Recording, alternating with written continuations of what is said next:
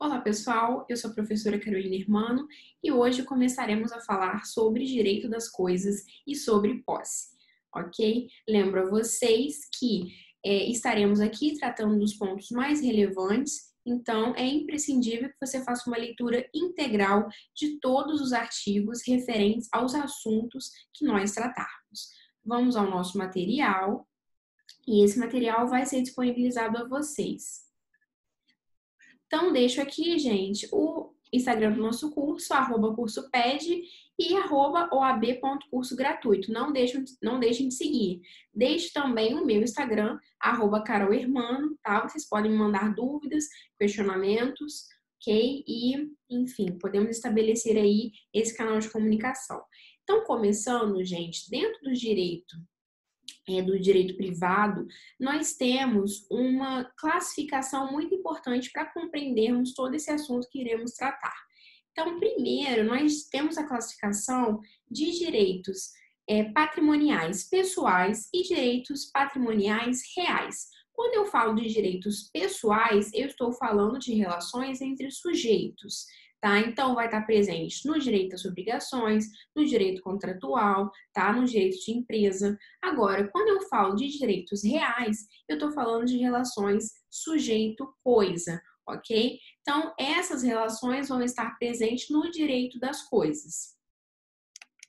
Eu trago aí um quadro comparativo sobre direito real e direito pessoal. Ok? Então, primeira coisa, gente, nos direitos reais, quando a gente está falando de uma relação de direito real, nós teremos sempre normas de natureza cogente, ou seja, se eu tenho um direito de propriedade, as normas relativas ao direito de propriedade presentes no Código Civil vão ser obrigatoriamente aplicadas, tá? São normas de ordem pública. Quando eu estou falando de direito pessoal, eu estou falando de normas dispositivas, normas facultativas. Então, quando eu estou pactuando um contrato, eu posso afastar a aplicação de normas do Código Civil porque elas são dispositivas, ok?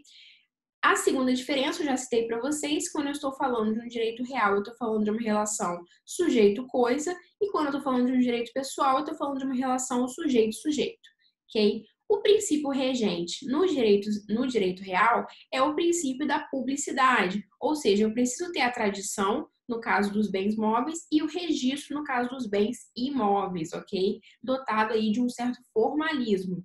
Agora, no direito pessoal, eu vou ter o princípio da autonomia privada. A vontade das partes, ela é predominante. Então, formalismos não serão regra, ok?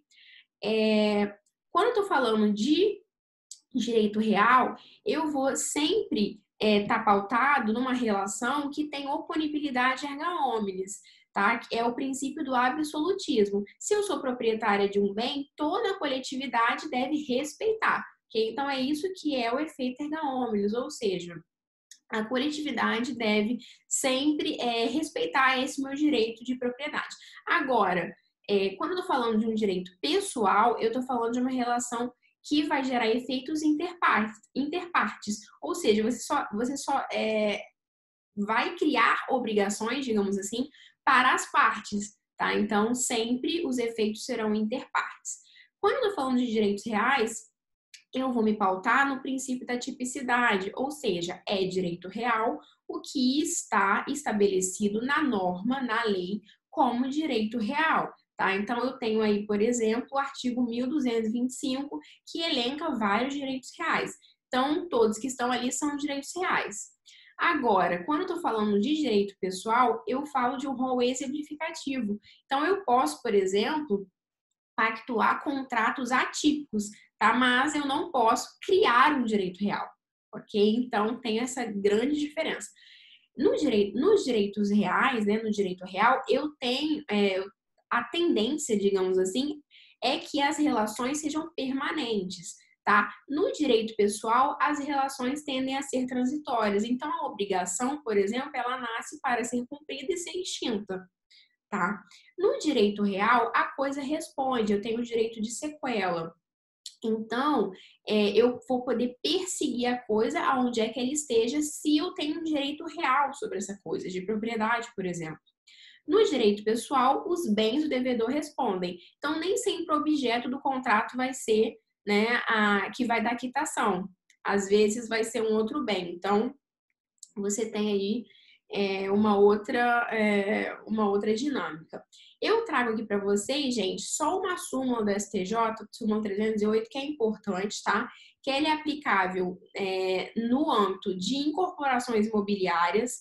A redação dela é a seguinte: a hipoteca formada entre a construtora e o agente financeiro anterior ou posterior à celebração da promessa de compra e venda não tem eficácia perante os adquirentes do imóvel. Então, essa súmula, ela vai tratar de situações em que eu tenho uma construtora ou incorporadora, eu tenho um terceiro de boa-fé comprando o imóvel que essa construtora está construindo, e essa construtora, ela pega dinheiro emprestado, por exemplo, com o banco, e ela dá como garantia, né, em hipoteca, aquele bem que está sendo construído. Se a incorporadora, a construtora, não paga, o banco vai pelo direito de sequela e fica com o bem. Só que o que acontece? Pela uma valorização da boa-fé objetiva, nós teremos a mitigação dessa sequela, tá? Então, é por isso que nós tivemos a edição da súmula 308. Então, eu peço que vocês fiquem ligados nessa súmula, porque ela é muito importante, ok? Porque ela é uma exceção à regra, tá? E a prova da OAB gosta de exceções. Então, ela é uma mitigação à regra do direito de sequela. Então, fiquem ligados, tá, gente? E nós temos também institutos que eles não são de direito real nem de direito pessoal, são híbridos. Então, nós temos aí o primeiro instituto híbrido, a posse, tá, gente? A posse não é direito real nem direito especial. Nós dizemos, a doutrina majoritária vai dizer que a posse é um direito de natureza especial. A segunda situação que nós temos aí são as obrigações próprio terreno, tá? Que são as obrigações do proprietário, por exemplo, decorrentes do seu direito real. Então, taxas condominiais, tá? Você só tem aquela obrigação porque você tem um direito real de propriedade. Então, decorre sempre de um outro direito real. Então, neste caso, você tem o exemplo das despesas de condomínio, que serão obrigações próprio terreno, ok? Elas decorrem sempre de outro direito real. Agora, tem um julgado muito importante do STJ que vai falar que dívidas de água e esgoto e energia elétrica não constituem obrigações próprio terreno, mas dívidas pessoais. Então, eles enquadraram essas dívidas de água, esgoto e energia elétrica como dívidas pessoais. Qual é o efeito prático disso? Por exemplo, um proprietário vende o bem e o proprietário anterior, o que vendeu, tinha dívidas pendentes de água, esgoto e energia elétrica. Essas dívidas não são passadas para o próximo proprietário, tá? Ele se obriga pessoalmente. Então, quem vai continuar obrigado a essas dívidas vai ser o antigo proprietário, diferente das taxas condominiais, que vão passar para o novo proprietário, por causa do direito real, né? Porque a obrigação próprio terreno acompanha o outro direito real. Então, é por isso que nós temos essa diferenciação e eu peço que vocês se liguem nesses julgados do STJ que são importantes. Nós temos também, gente, uma diferenciação, entre direito das coisas e direitos reais. Teria uma diferença, né? Então, a doutrina vai dizer que sim, tá? Os direitos reais, eles estão dentro do direito das coisas. E o Flávio Tartucci vai dizer o seguinte: direito das coisas é o ramo do direito civil que tem como conteúdo relações jurídicas estabelecidas entre pessoas e coisas, determinadas ou determináveis. Foi o que a gente disse, gente. Então, o que é direito das coisas? É uma relação, tá, entre pessoa e coisa. Você não tem o sujeito passivo, porque é como se fosse toda a coletividade. Os direitos reais são aqueles elencados no artigo 1225 do Código Civil. Os direitos reais, eles são os direitos das coisas. Só que nós temos, além dos elencados no 1225, outros direitos das coisas, que são a posse e os direitos da vizinhança. Então, quais seriam os institutos de direito das coisas? Primeiro, a posse, tá?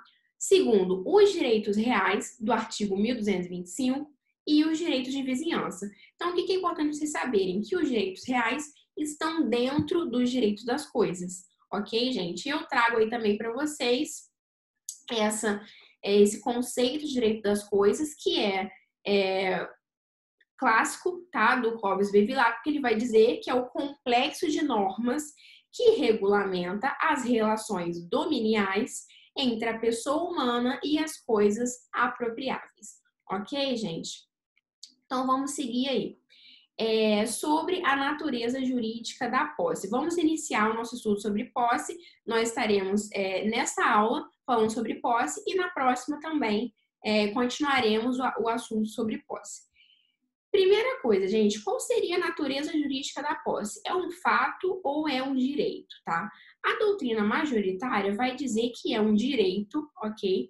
E o professor Flávio Tartucci fala que é um direito especial, porque ele não é real e nem pessoal, como nós vimos. Então, é um direito especial, ok? Então, a posse, gente, qual que é o conceito, né? É o domínio fático que a pessoa exerce sobre a coisa, ok? Nós temos aí também duas teorias sobre a categoria jurídica da posse, e essas teorias nada mais são do que explicações dos elementos da posse. Então, o que seria necessário, quais elementos seriam necessários para poder configurar a posse, tá? O que teria que estar presente para a gente falar, ali tem posse, tá? Então, primeiro, teoria é a subjetiva, que é de Savinay, ok? Nessa teoria, eu tenho dois elementos. Primeiro é o corpus, que é o contato fático ali com a coisa, e também tem o animus domini, ou seja, aquela pessoa tem ânimo, tá? De ser dono. Então, ela tem a intenção de ser dono da coisa. Teria dois elementos. Só que aí, em contraposição a essa teoria, eu tenho a teoria objetiva do Ehring, ok? Essa teoria objetiva vai dizer que eu só tenho um elemento, que é o corpus. Então, eu tendo ali um contato fático com a coisa, você constitui a posse. E foi essa a teoria adotada pelo nosso Código Civil. O artigo 1196 vai dizer assim: considera-se possuidor todo aquele que tem de fato o exercício pleno ou não de alguns poderes inerentes à propriedade, tá? Esses poderes são usar, gozar, dispor e reaver, tá? Aqui não fala da intenção de ser dono. Então, o nosso Código Civil adotou a teoria objetiva do Ehring. Nós temos uma diferenciação aí sobre posse direta e posse indireta, tá, gente? São desdobramentos. Então, a posse direta é aquela que você tem contato com a coisa, e a posse indireta vai decorrer geralmente da propriedade.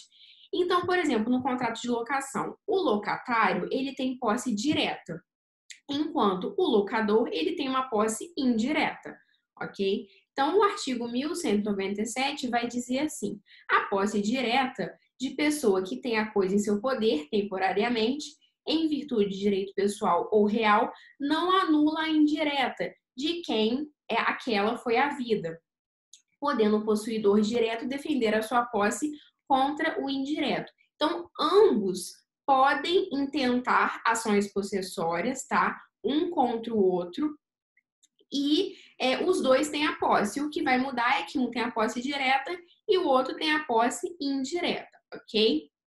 Então, gente, olha que interessante.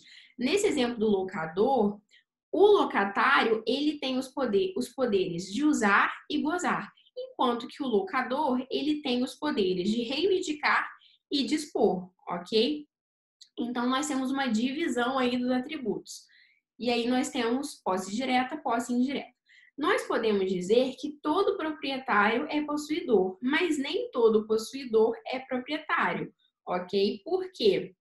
No exemplo que eu dei, por exemplo, o locatário, ele é possuidor, mas ele não é proprietário. Mas o proprietário, ele sempre vai ter a posse, mesmo que seja indireta, ok? Nós temos aí também um enunciado do CJF, tá, gente? Esse enunciado do CJF, ele vai dizer que além de pessoas, resumindo, além de pessoas naturais e jurídicas, entes despersonalizados também podem ser considerados possuidores. Então, a massa falida, o espólio, por exemplo, podem ser possuidores. Fiquem ligados nesses enunciados. Tem também, gente, uma tendência da doutrina em considerar uma função social da posse, tá? Nós temos enunciados sobre isso, nós temos julgados sobre isso e nós temos também a doutrina sempre falando sobre a função social da posse. Isso não é uma matéria que eu acho que vai ser cobrado de vocês, os homens de ordem, mas é bom vocês saberem que hoje nós discutimos, sim, sobre uma função social da posse, ok? Vocês não podem confundir, gente, posse com detenção. Então, o artigo 1198 vai dizer assim: considera-se detentor aquele que, achando-se em relação de dependência para com o outro, conserva a posse em nome deste e em cumprimento de ordens ou instruções suas. Gente, quem que vai ser um detentor, tá? O detentor, ele não tem a posse. Então, o detentor é um caseiro, o detentor é um motorista que dirige, né, para você o seu carro. Então, eles são meros detentores, eles não possuem o bem, tá? Eles exercem uma posse, mas não é em nome próprio, é em nome alheio. Então, eles são detentores, ok? Então, gente, olha, o detentor ou flâmulo de posse, que é como a gente chama também, tem a coisa apenas em virtude de uma situação de dependência econômica ou de um vínculo de subordinação. Então, essa detenção, ela vai vir sempre de uma dependência econômica ou de um vínculo de subordinação. Nos exemplos que eu dei, é de um vínculo de subordinação. Ou seja, o caseiro que trabalha com você tem um vínculo de subordinação e, por isso, ele detém, ele vai exercer, melhor dizendo, a posse do bem que pertence a você em seu nome, tá? Ele vai exercer a posse em nome alheio. Ele é mero detentor. Outra coisa, gente, a detenção, ela não gera o direito de retenção. Nós falaremos aqui sobre retenção, porém, é importante vocês saberem que olha, tem julgado da STJ, tá? O direito de retenção, sob a justificativa de realização de benfeitoria do bem, não pode ser invocado por aquele que possui não somente a detenção. Então, se um caseiro, por exemplo, ele realiza melhorias no bem, tá? No bem imóvel, ele não pode reter aquele bem para que você o pague, tá? Ou o exemplo mais assim, expressivo que a gente tem, que tem no informativo 610 do STJ, é que uma oficina mecânica, por exemplo, que realiza reparos em veículo com autorização do proprietário, não pode reter o bem por falta de pagamento.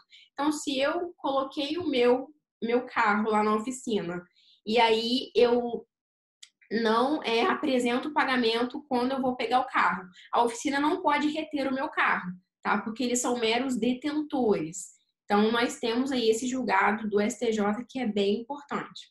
Então, gente, qual que é a regra? Ato de detenção não gera posse, mas é possível a conversão da detenção em posse. Nós temos um enunciado sobre isso, que vai dizer assim, que você vai ter essa conversão desde que rompida a subordinação, na hipótese de exercício em nome próprio dos atos possessórios. Então, por exemplo, se eu tenho uma situação desse caseiro, tá, gente? O caseiro é detentor, só que aí ele vai, tá? E a gente rompe o vínculo de subordinação e ele faz comigo um contrato de locação. Então, aí ele vai ser meu locatário, eu vou ser locador, aí ele vai ter a posse, tá? Eu vou ter a conversão de uma detenção em posse. É mais ou menos esse o exemplo que a doutrina dá. Outra coisa muito importante, é possível que o detentor defenda a posse alheia por meio da autotutela, tá, gente? Então, a defesa legítima da posse, o desforço imediato podem ser exercidos pelo detentor, ok? Então, é o que o enunciado 493 vai dizer. Outra coisa, gente, ocupação irregular de área pública não induz posse, mas mera detenção. Então, se eu invado uma área pública, eu não serei possuidora, eu serei detentora, ok? Então, é o que fala a súmula 619 do STJ. A ocupação indevida de bem público configura mera detenção de natureza precária, insuscetível de retenção ou indenização por acessões e benfeitorias. Então, eu, como detentora, não posso manejar uma ação possessória contra o poder público. Se o poder público, eu sou invasora, o poder público vai e tenta reaver a sua posse, eu não vou poder manejar, digamos assim, uma ação possessória, porque eu sou mera detentora. Agora, perante outro particular, eu posso, tá? Então, eu tenho aqui um informativo também do STJ nesse sentido, que ele vai dizer assim que é cabível ajuizamento de ações possessórias por parte de invasor de terra pública contra outros particulares. Então, fiquem ligados nisso, tá, gente? E eu tenho também uma súmula muito importante do STJ nesse assunto aqui, que é o seguinte: o ente público detém legitimidade e interesse para intervir incidentalmente na ação possessória entre particulares, podendo deduzir qualquer matéria defensiva, inclusive se for o caso domínio. Então, gente, quando eu estou falando de uma ação possessória, eu não posso alegar a minha propriedade para como defesa, mas o poder público pode, ok? Então, é uma exceção, é o súmula do STJ, que eu acho importante vocês ficarem ligados. Então é isso, gente. Esse bloco termina por aqui e na próxima aula nós continuaremos a tratar sobre o assunto de posse, ok? Então não deixem de assistirem à próxima aula.